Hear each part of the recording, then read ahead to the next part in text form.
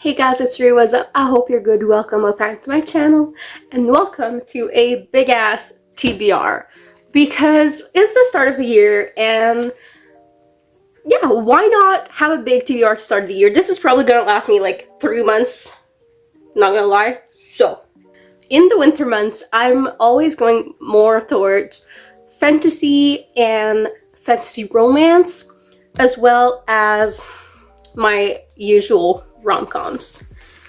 So the books I'm going to present to you right now are in no specific order. It's just a lot of books that I really want to read.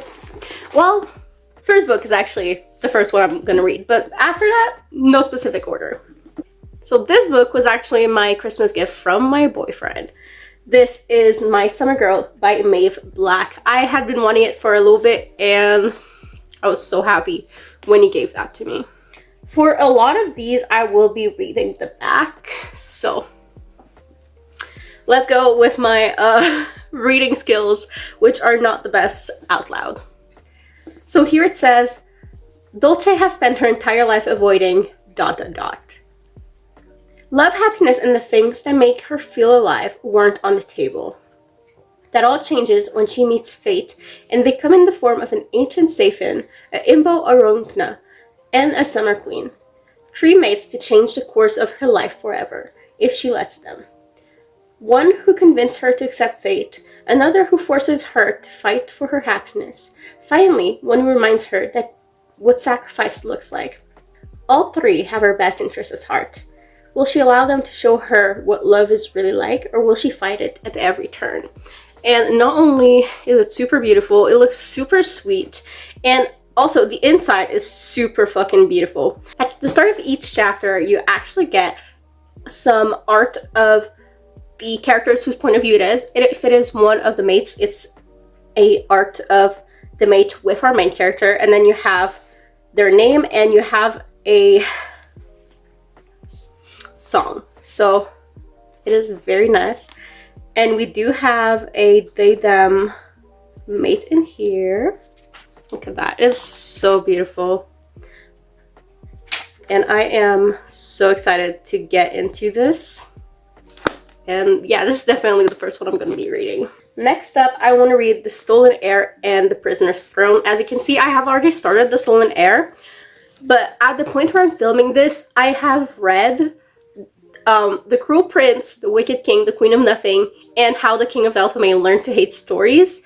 So even though I started The Stolen Heir, like we're not keeping this going right now. It's going to be a little bit later.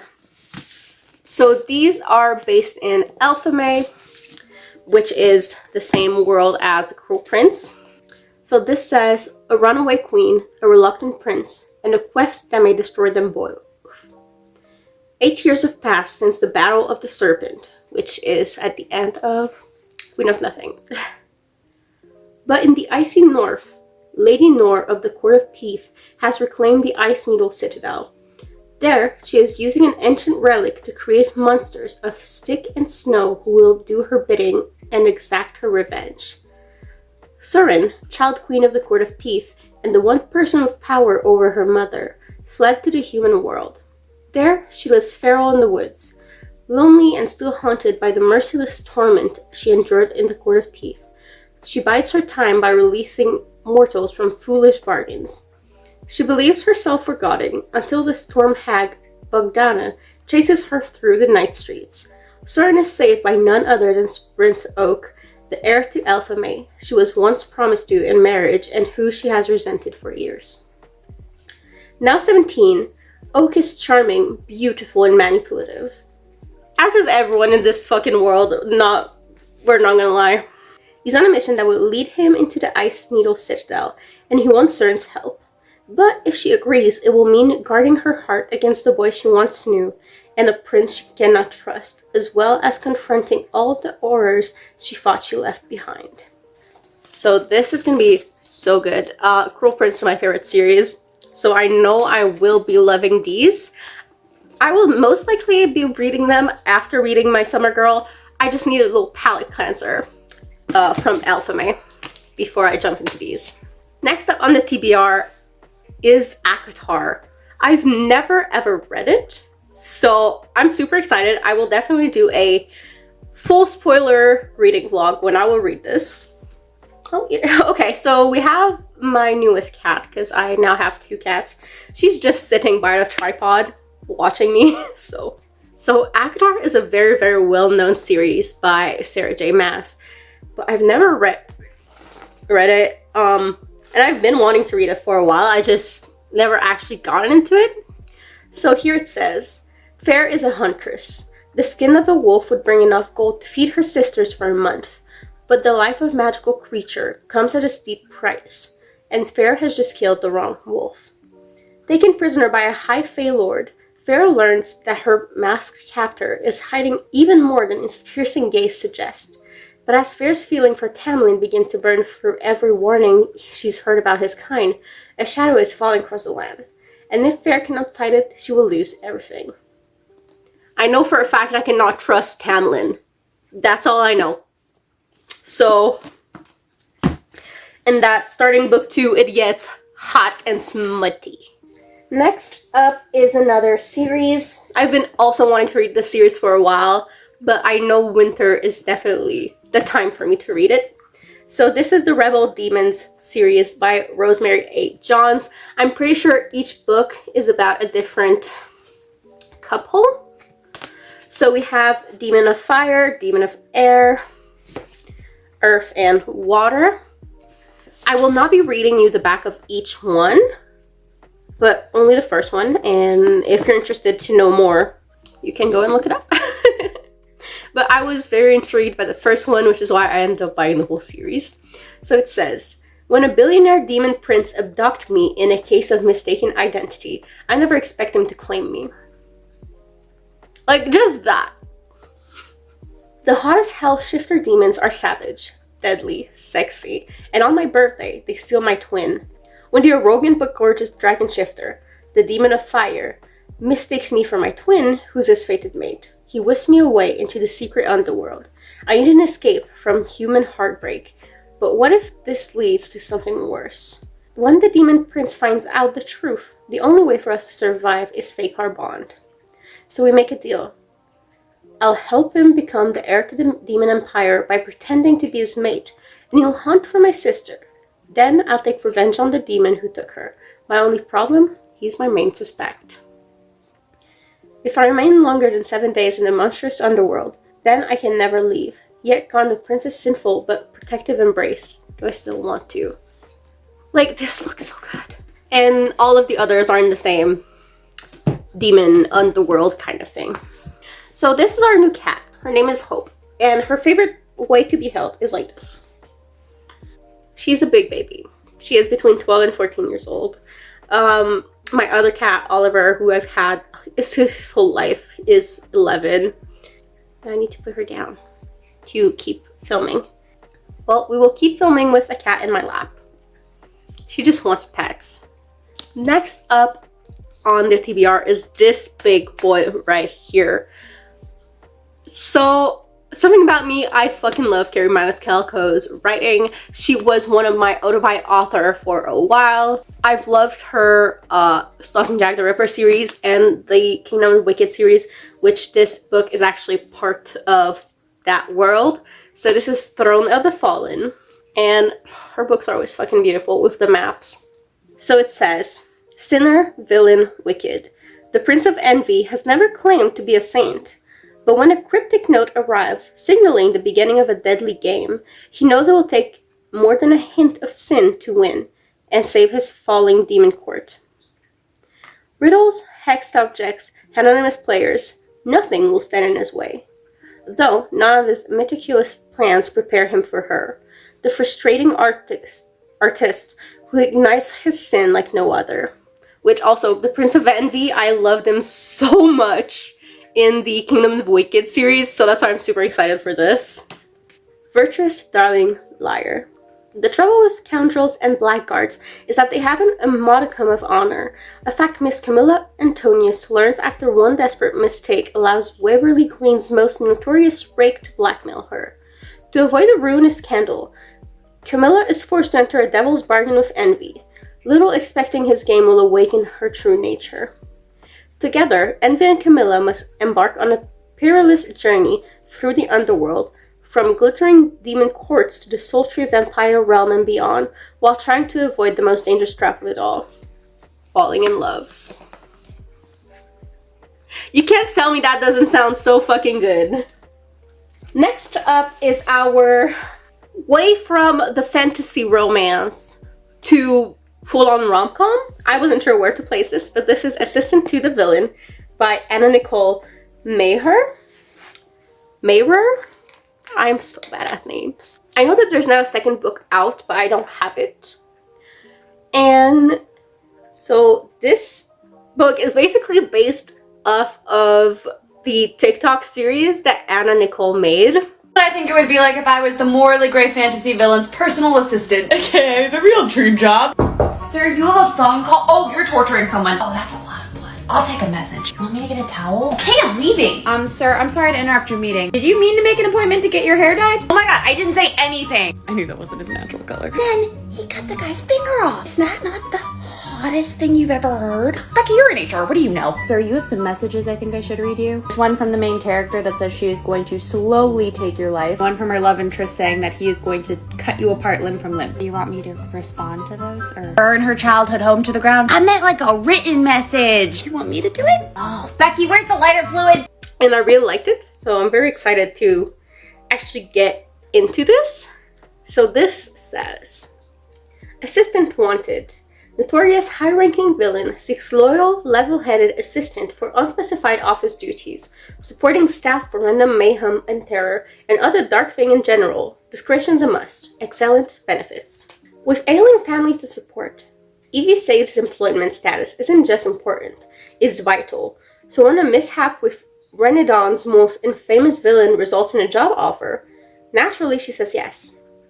No job is perfect, of course, but even less so when you develop a teeny crush on your terrifying, temperamental, and undeniably hot boss. But just when she's getting used to severed head suspending from the ceiling and the hot squish of an errant eyeball beneath her eel, Evie suspects this dungeon has a huge rat. And not just the literal kind.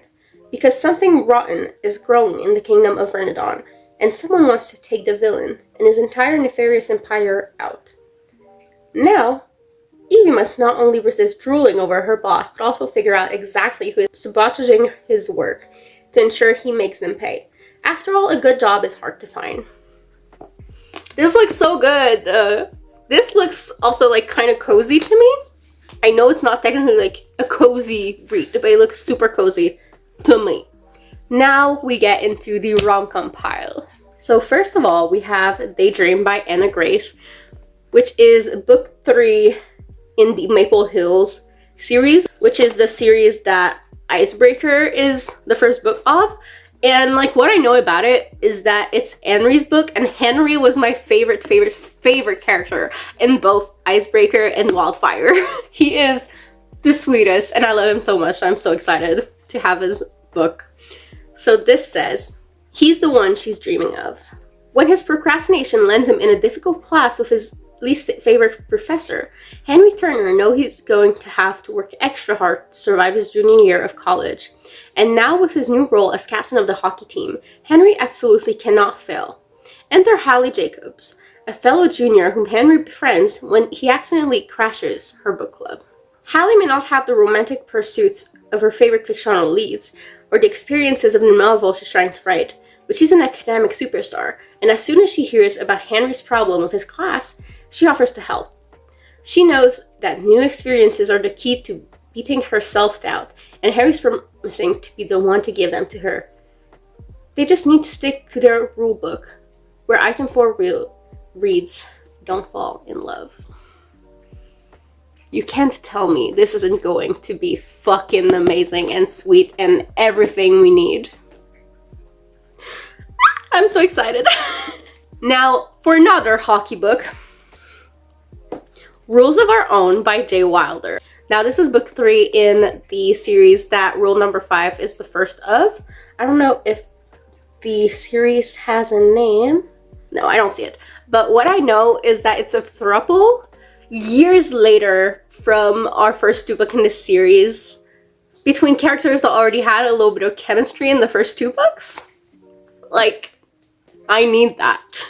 So here it says, Mia, the second Boston Bruin star forward, steps out of the villa bathroom, looking like a god in nothing but a low-slung towel. I should turn around and beg for a different room. When his tall, dark and broody teammate walks in offering to share the villa, I should run. And when they offer me 1 weekend of no-strings-attached fun, I should absolutely say no. But I've never been good at doing what I'm supposed to. Alex, 3 nights wasn't enough. Not when I still wake up dreaming about her, about them. Imagine our surprise when our new neighbor ends up being the girl we've both been obsessing over. This time, we won't lose her. This time, things will be different. This time, we're ready to share. River, they're mine to own, possess, consume. They just don't know it yet.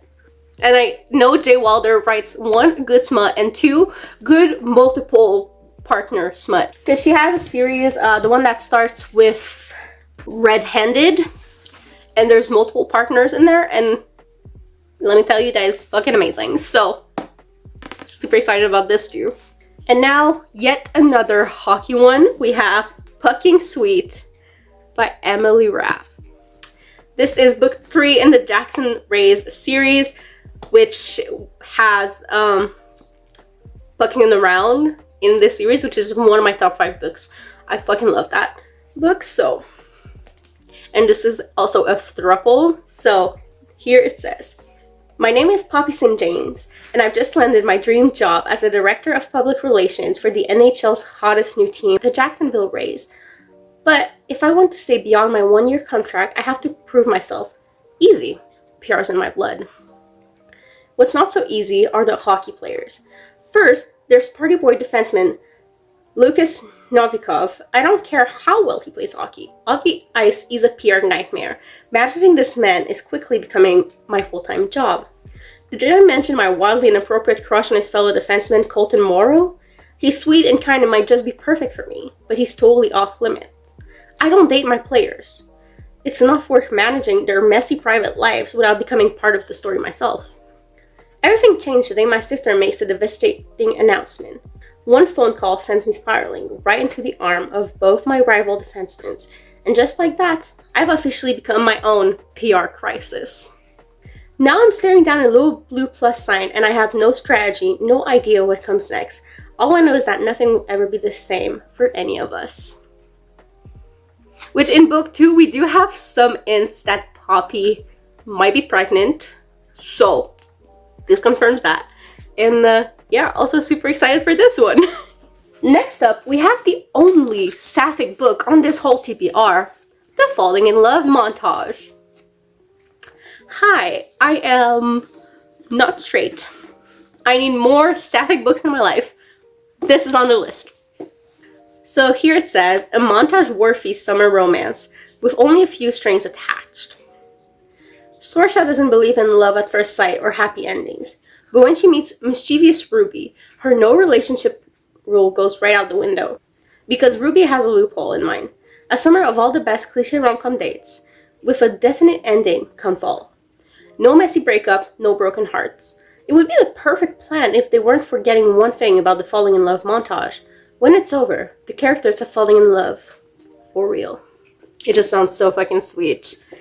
And I do love a good rom-com. So, especially sapphic shit. Next, we have the book that was all the rage. Okay, I've seen it on TikTok more times than I can count. And we have the 7-Year Slip. You've definitely heard about this if you're a rom-com girly, okay? And it looks very fucking good. So it says, same place, different time. Sometimes the worst day of your life happen, and you have to figure out how to live after it. For Clementine West, that means burying her head in her work as a book publicist, being practical and forgetting the silly things her beloved Aunt Anelia taught her, like living wild and chasing the moon. Might I add, I love books that have characters that work in the book industry. It just always gets me for some reason. Clementine would rather stay grounded and keep her heart safe. For the last 6 months, she's done just that. But when she moves into her late aunt's apartment and finds a strange man standing in the kitchen, a man with kind eyes, a southern drawl, and a taste for lemon pies, her well-laid plans begin to fall apart. Because he's the type of man who, before it all, she would have fallen head over heels for. And she still might. Except he exists in the past. 7 years in the past to be exact. And she quite literally lived 7 years in his future. Her aunt always said the apartment was a pinch in time, a place where moments blended like watercolors. She also said that love is never a matter of time, but a matter of timing. And Clementine fears she might be 7 years too late. This sounds so fucking sweet. Next, we have Love and Other Words by Christina Lauren. I do love Christina Lauren's writing. And this, from what I know, is a friends to lovers, which is always super nice. So, it says on the back, Macy Sorsen is settling into an ambitious, if emotically tepid routine. Work hard as a new pediatrics resident, plan her wedding to an older, financially secure man, keep her head down and heart tucked away. But when she runs into Elliot Petropoulos, the first and only love of her life, the careful bubble she's constructed begins to dissolve. Once upon a time, Elliot was Macy's entire world, growing from her gangly, bookish friend into the man who coaxed her heart open again, only to break it the very night he declared his love for her. This is only a friends to lovers. It's a second chance? Girl, when I tell you I didn't know that, but that's fucking amazing. I love both of those things. Told in alternating timelines between then and now, teenage Elliot and Macy grow from friends to much more, spending weekends and lazy summers together in a house outside San Francisco, devouring books, sharing favorite words, and talking through their growing pains and triumphs. As adults, they have become strangers to one another until their chance reunion. Although their memories are obscured by the agony of what happened that night so many years ago. Elliot will come to understand the truth behind Macy's decade-long silence and will have to overcome the past and himself to revive her faith in the possibility of an all-consuming love. This sounds super sweet also. And last on this TBR, we have another series. This is the only Elsie Silver series I haven't read. We have A False Start, The Front Runner, A Photo Finish, and Of the Races. Like I did with the other series, I'm only going to redo the back of the first book. So, the first one is A False Start. And it says, I kissed my best friend's little sister, and the world stood still. That night, we were two perfect strangers, the town's grumpy recluse and a gorgeous girl in the back of a bar. Until we weren't. Because Nadia Dalka isn't just some girl. She's the girl I can't have. 14 years younger than me and completely off limits. My plan is to stay away, but the universe keeps pushing us together. It's like some sort of cosmic joke. To give me a taste of something so electric, so real, something that breathed life back into me. Because I can look, but I can't touch. Her sinful curves, her light-hearted laughter, her wild side. I'm addicted to every last bit of her. And when she turns those sultry eyes on me, the one so full of longing and so free of judgment, I've always considered myself a strong man, but when she looks at me, I'm weak. To give in to our connection would be a betrayal. My life is beyond complicated, and she has the world at her fingertips. Her brother is the only family she has left, and sad as it sounds, he's also my only friend. But I kiss her again anyways, and now I can't stop. Elsie Silver never misses. So I'm super excited to read this series. And it's time for another cat break. He doesn't like being on his back like his sister, but... But we have my orange son, my little man right here, who also wanted some cuddles while I was filming. So here he is. So I hope you enjoyed this video, and I'll see you guys in the next one. Bye!